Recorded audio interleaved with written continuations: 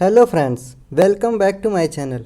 Friends, इस video में हम फिजिक्स के कुछ और क्वेश्चन प्रैक्टिस करेंगे, लेकिन उससे पहले मैं आपको कुछ बताना चाहता हूँ। बहुत से बच्चे कंफ्यूज हैं कि क्या ऐसे ही क्वेश्चन आएंगे, क्या नीट लेवल के आएंगे। बहुत से लोग नीट लेवल का सॉल्व कर रहे हैं। तो मैं आपको बता दूँ, मैंने इस एग्ज़ाम को दिया था, उसी के बेसिस पे मैं क्वेश्चन प्रैक्टिस करवा रहा हूँ। मैंने इसका 2023 में पेपर दिया हुआ था और उसी के बेसिस पे मैं क्वेश्चन सॉल्व करवा रहा हूँ। मुझे नहीं लगा था कि पेपर नीट लेवल का था। ऐसे ही क्वेश्चन पूछे गए थे नॉर्मल फार्मूले पे और नॉर्मल कंसेप्ट पे। बस आपको छोटी छोटी बातें पता होनी चाहिए, पेपर सॉल्व हो जाएगा। तो रिवीजन करते टाइम आप ये ध्यान रखिए कि आपको कॉन्सेप्ट पे ध्यान रखना है। स्मॉल कॉन्सेप्ट जो चैप्टर के हैं उन पर ध्यान रखना है, उनको नहीं छोड़ना है। छोटे छोटे फार्मूले जो हैं, नॉर्मल फार्मूले जिनमें ज़्यादा दिमाग का इस्तेमाल नहीं किया जाता है, वैसे फार्मूले, ज़्यादा डेरिवेशन का यूज ना किया जाता हो, ऐसे फार्मूले, जो छोटे छोटे फार्मूले हैं उनको। और कुछ इंपॉर्टेंट चीज़ है जैसे कि यूनिट्स आपको पता होना चाहिए। कौन सा वेक्टर है और कौन सा स्केलर क्वांटिटी है। वेक्टर हो गया, स्केलर हो गया, और डायमेंशंस निकालने के लिए कह सकता है आपसे। इस तरीके के क्वेश्चन ही पूछता है।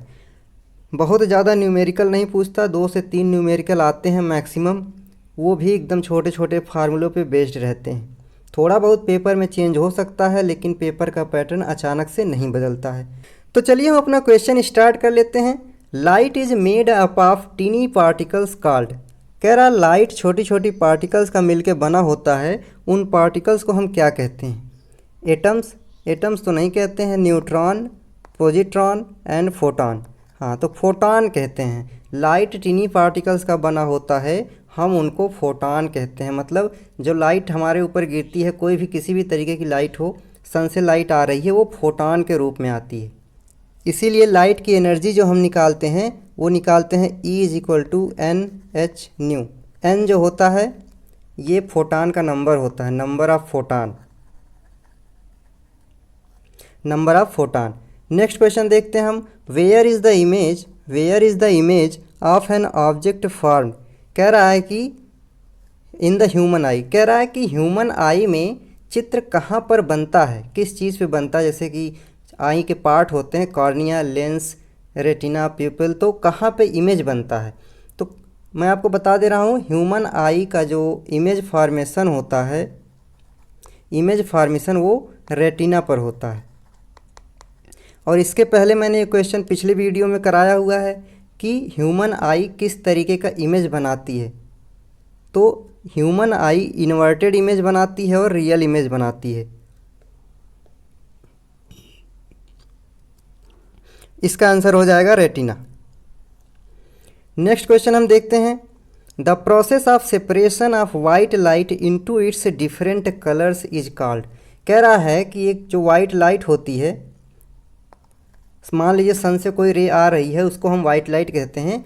और वो जब प्रिज्म से टकराती है या किसी चीज़ के पास होती है, पानी वगैरह से पास होती है, या फिर जैसे इंद्रधनुष बनता है, वो क्यों बनता है ये हमें बताना, उस प्रोसेस का नाम बताना। जैसे कि मैंने आपको बताया था, ये रे गई है, यहाँ से ये विबग्योर में डिवाइड हो जाती है। ये चीज़ बताना है कि ये कौन सा प्रोसेस है, ये इस प्रोसेस का नाम क्या है। तो इंटरफेरेंस नहीं होता है। डिस्पर्सन हो सकता है, डिफ्रैक्शन, स्कैटरिंग। डिस्पर्सन, इस प्रोसेस का नाम डिस्पर्सन होता है। मतलब वाइट लाइट डिस्पर्सन की वजह से अपने डिफरेंट कलर में डिवाइड हो जाती है या सेपरेट हो जाती है। क्वेश्चन हमसे कह रहा है which lens is used to correct myopia. कह रहा है कि which lens is used correct myopia. मतलब मायोपिया एक आँख की बीमारी होती है, इसको हम शॉर्ट साइटेडनेस कहते हैं। शॉर्ट साइटेडनेस का मतलब होता है इसमें नज़दीक की चीज़ दिखाई देती है लेकिन दूर की चीज़ नहीं दिखाई देती है। नज़दीक की चीज़ दिखाई देती है और दूर की चीज़ नहीं दिखाई देती है। तो इसको सही करने के लिए हम कॉनकेव लेंस का यूज करते हैं, कॉनकेव लेंस का यूज करते हैं। याद रखिएगा, मायोपिया को सुधारने के लिए कॉनकेव लेंस यूज किया जाता है। मायोपिया का नाम शॉर्ट साइटेडनेस है। इसमें नज़दीक का दिखता है, दूर का नहीं दिखता है। ऐसा क्यों होता है? क्योंकि इसमें जो इमेज फॉर्मेशन होता है वो रेटिना के पहुंचने से पहले ही इमेज बन जाती है, इस वजह से नहीं होता है। तो हम कॉनकेव लेंस का यूज करके रेज़ को और फैलाने की कोशिश करते हैं, डाइवर्ज करने की कोशिश करते हैं, ताकि रेज़ जो है अपने आप को इंटरसेक्ट रेटिना पर करें। नेक्स्ट क्वेश्चन देख लेते हैं। Red light is used to indicate danger in traffic because, कह रहा है कि हम कहीं पर भी रेड लाइट का यूज करते हैं, जैसे कि ट्रेन के सिग्नल के लिए रेड लाइट का यूज करते हैं, ट्रैफिक सिग्नल्स में रेड लाइट का यूज करते हैं। रुकने के लिए रेड लाइट ही बताता है कि आपको रुकना है। ऐसा क्यों है? उसका क्या रीज़न है? कह रहा है इट्स वेवलेंथ इज़ हाई, सही है। Its wavelength is low, it is visible to everyone, इसकी वजह से तो नहीं, नन।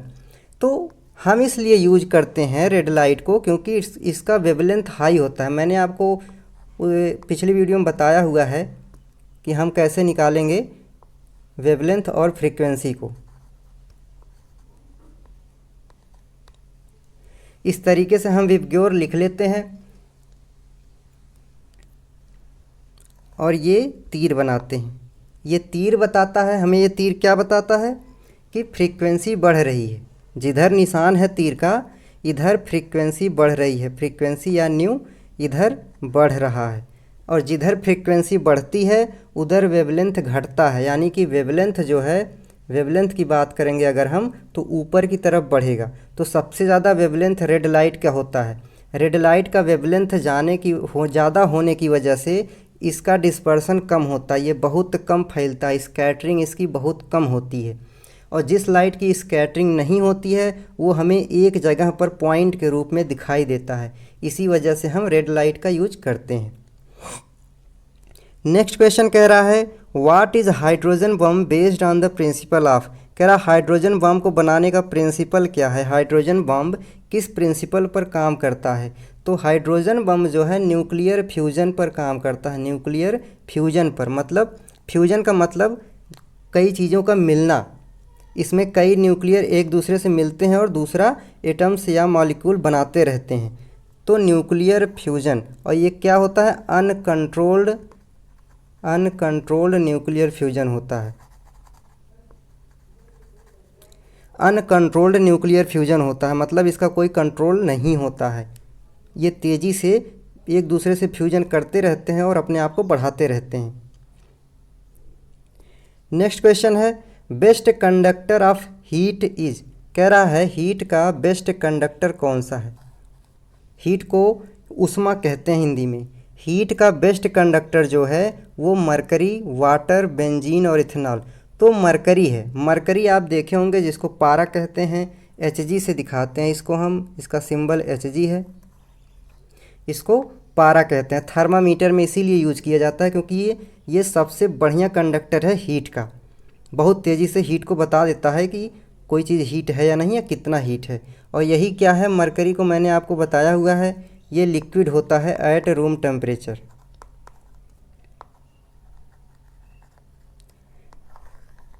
ये लिक्विड होता है रूम टेम्परेचर पे। नेक्स्ट क्वेश्चन हम देखते हैं, कह रहा है CGS unit of magnetic field. CGS unit of magnetic field अगर हमें बताना है तो हम कैसे निकालेंगे। तो मैग्नेटिक फील्ड का सबसे पहले आपको एसआई यूनिट पता होना चाहिए। एसआई यूनिट मैग्नेटिक फील्ड का होता है टेस्ला, जिसको हम टेस्ला कहते हैं। और सीजीएस यूनिट जो होता है, सीजीएस यूनिट जो होता है इसको गॉस कहते हैं, गॉस कहते हैं। और एक गॉस, वन गॉस में 10⁻⁻⁴ टेस्ला होता है। आपको ये याद रखना है, एसआई यूनिट टेस्ला है, सीजीएस यूनिट गॉस है, और एक गॉस में 10⁻⁻⁴ टेस्ला होता है। तो हमसे पूछा था सीजीएस यूनिट, हम सीजीएस यूनिट टेस्ला लगाएंगे। नेक्स्ट क्वेश्चन कह रहा है Fleming's right hand thumb rule is used to. कह रहा है Fleming's right hand thumb rule is use to. आपने फ्लेमिंग का दो नियम पढ़ा होगा, Fleming right hand thumb rule and Fleming's left hand rule. तो Fleming's right hand thumb rule क्या करता है, ये करंट बताता है। कौन सा करंट बताता है, इंड्यूस्ड करंट। इंड्यूस्ड करंट मतलब किसी मैग्नेट की वजह से जो करंट फ्लो होती है वो हमें बताता है, या फिर जैसे ट्रांसफार्मर में इंड्यूस्ड करंट होती है उसका बताता है। तो ये इंड्यूस्ड करंट को बताता है, इंड्यूस्ड करंट। नेक्स्ट क्वेश्चन हम देखते हैं the unit of magnetic flux in CGS system is. कह रहा है कि मैग्नेटिक फ्लक्स का, अभी इसके पहले मैंने आपको मैग्नेटिक फील्ड का बताया था, अब ये पूछ रहा है कि मैग्नेटिक फ्लक्स का सीजीएस में यूनिट बताइए आप। तो मैग्नेटिक फ्लक्स का यूनिट क्या होता है, इसकी एसआई यूनिट जो होती है वेबर होती है, या इसको ऐसे लिखते हैं वेबर। और इसका सीजीएस यूनिट जो होता है, सीजीएस यूनिट मैक्सवेल होता है। सीजीएस यूनिट मैक्सवेल होता है। और मैंने इसके पहले आपको मैग्नेटिक फील्ड का बताया था जिसका एसआई टेस्ला था। नेक्स्ट क्वेश्चन देखते हैं हम hypermetropia person I can be cured by. अभी मैंने आपको ऊपर बताया था मायोपिया के बारे में, अब यहाँ पर दे रहा है हाइपरमेट्रोपिया। हाइपरमेट्रोपिया क्या होता है, फार साइटेडनेस या लॉन्ग साइटेडनेस होता है। ये फार साइटेडनेस होता है, मतलब इसमें दूर की चीज़ दिखती है। फार ऑब्जेक्ट दिखाई देता है लेकिन नज़दीक की चीज़ नहीं दिखती है। तो इसको सुधार करने के लिए हम कॉन्वेक्स लेंस का यूज करते हैं, कॉन्वेक्स लेंस का यूज करते हैं। इसे आपको याद रखना है, हाइपरमेट्रोपिया में कॉन्वेक्स लेंस का यूज करते हैं क्योंकि इसमें दूर का दिखाई देता है लेकिन नज़दीक का दिखाई नहीं देता है। नेक्स्ट क्वेश्चन कह रहा है the other name for Biot-Savart law. कह रहा है बायोट-सेवर्ट लॉ का दूसरा नाम बताओ। तो बायोट-सेवर्ट लॉ का दूसरा नाम है लैप्लास रूल। लैप्लास रूल ये है। नेक्स्ट क्वेश्चन देखते हैं where will the intensity of the gravitational field be maximum on the earth. कह रहा है कि ग्रेविटेशनल फील्ड की इंटेंसिटी अर्थ पे कहाँ पर मैक्सिमम होगी। इससे रिलेटेड क्वेश्चन मैंने आपको सॉल्व करवाए हैं। मैंने आपको उसमें बताया था कि इंटेंसिटी जो होती है ग्रेविटेशनल फील्ड की वो पोल्स पर सबसे ज़्यादा होती है, पोल्स पर मैक्सिमम होती है और इक्वेटर पर मिनिमम होती है। इक्वेटर पर मिनिमम होती है, तो आपको इसको याद रखना है। तो इसमें पूछा है मैक्सिमम, तो मैक्सिमम हम पोल्स पे लगाएंगे। नेक्स्ट क्वेश्चन कह रहा है when a moving bus suddenly brakes the passengers sitting in it fall forward. मतलब कह रहा है एक बस जा रही थी, अचानक से ब्रेक लगा दिया ड्राइवर ने, तो पैसेंजर्स आगे की तरफ गिर गए या झुक गए। ये कौन सा नियम न्यूटन का बताता है। तो Newton's first law, relativity theory, Archimedes principal या न्यूटन्स थर्ड लॉ। यहाँ पर न्यूटन्स थर्ड लॉ नहीं होगा क्योंकि वो एक्शन और रिएक्शन होता है। यहाँ पर न्यूटन्स फर्स्ट लॉ होगा, यानी कि लॉ ऑफ इनर्शिया जिसको आप कहते हैं, लॉ ऑफ इनर्शिया हम कहते हैं इसको, न्यूटन के फर्स्ट लॉ को। नेक्स्ट क्वेश्चन कह रहा है 1 जूल इज इक्वल टू। कह रहा है कि 1 जूल किसके बराबर होता है। तो 1 जूल यहाँ पर अर्ज में पूछा हुआ है, देखिए ऑप्शन में अर्ज दिया हुआ है। तो 1 जूल में 10⁻⁻7 अर्ज होता है। अर्ज एनर्जी की सीजीएस यूनिट है और जूल जो है ये एसआई यूनिट है, इसको याद रखिएगा। और 10⁻⁻7 होता है। तो हम ऑप्शन देख लेते हैं 10⁵, 10⁻7, 10⁻2 और 10⁻⁻7 लास्ट ऑप्शन दिया हुआ है हमें, हम इसको लगाएंगे। नेक्स्ट क्वेश्चन कह रहा है which of the following is not matched. मतलब कहने का है कि करेक्ट मैच कौन सा नहीं है इसमें से। तो कह रहा 1 कैलोरी में 4.184 जूल होता है, ये सही है।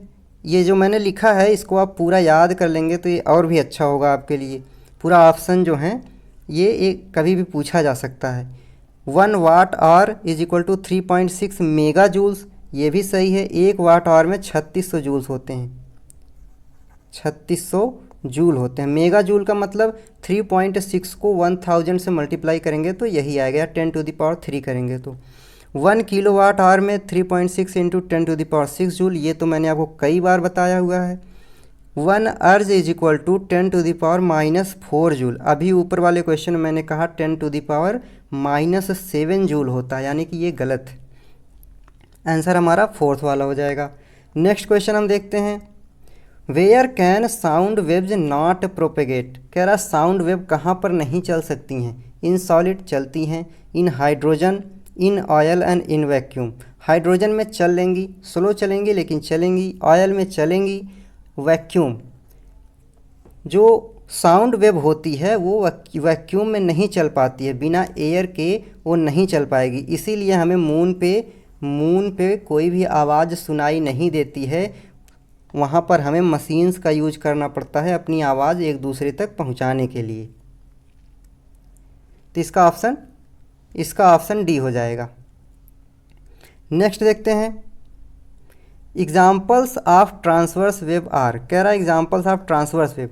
तो transverse wave, light wave, seismic wave, wave generated in string instrument, all.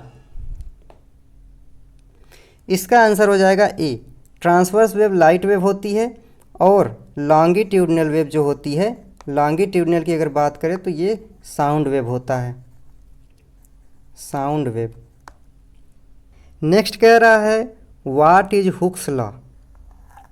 Next कह रहा है what is Hooke's law related to. कह रहा हुक्स लॉ किससे संबंधित है। फ्लूइड प्रेशर के, इलास्टिसिटी से, रेडियो एक्टिविटी से, नॉट, मतलब किसी से नहीं। तो इलास्टिसिटी से। इलास्टिसिटी से कैसे हुआ। आपने हुक्स लॉ कहाँ पढ़ा हुआ है, F is equal to KX। यहाँ पर F जो है ये स्प्रिंग फोर्स होता है, स्प्रिंग फोर्स, ये स्प्रिंग कांस्टेंट होता है और ये जो स्प्रिंग स्ट्रेच होती है उसका लेंथ होता है। तो हुक्स लॉ इलास्टिसिटी से संबंधित है। और इसमें एक चीज़ और मैं बता दूं कि ये ट्रांसवर्स वेव लाइट थी और ये भी जो है लॉन्गिट्यूडनल वेव होती है, सिस्मिक वेव। और ये स्ट्रिंग से जो बनती है वेव वो भी लॉन्गिट्यूडनल वेव होती है। नेक्स्ट क्वेश्चन देखते हैं, what are the waves used in CT scanning. CT scanning में कौन सी वेव यूज होती है या रे यूज होती है। तो एक्सरे यूज करते हैं हम, CT स्कैनिंग में एक्सरे यूज करते हैं। आप कहीं भी CT स्कैन करवाने जाएंगे तो वहाँ पर एक वार्निंग लिखी होती है कि यहाँ पर एक्सरेज हैं, आप अपना फ़ोन वगैरह ऑफ कर दीजिए। नेक्स्ट क्वेश्चन देखते हैं, the fluctuation in the frequency of sound source are called. कह रहा है कि जो साउंड सोर्स की फ्रीक्वेंसी में फ्लक्चुएशंस होती हैं उसको क्या कहते हैं, कौन। तो Raman effect, Compton effect, Doppler effect, light electrical effect. तो साउंड सोर्स में जो फ्रीक्वेंसी फ्लक्चुएट होती है वो डॉपलर इफेक्ट होती है, डॉपलर इफेक्ट। आज के वीडियो में इतना ही क्वेश्चन था। आप ऐसे ही क्वेश्चन मिलते जुलते प्रैक्टिस करिए। मैं ये नहीं कह रहा हूँ कि सेम क्वेश्चन आएंगे, मैं बार बार कह रहा हूँ आपसे कि इसी से रिलेटेड क्वेश्चन आएंगे, ऐसे ही कॉन्सेप्ट पे क्वेश्चन आएंगे। जैसे मैंने न्यूमेरिकल्स कराए हैं ऐसे छोटे छोटे फार्मूले पर क्वेश्चन आएंगे, आपको ऐसे ही क्वेश्चन सॉल्व करने हैं।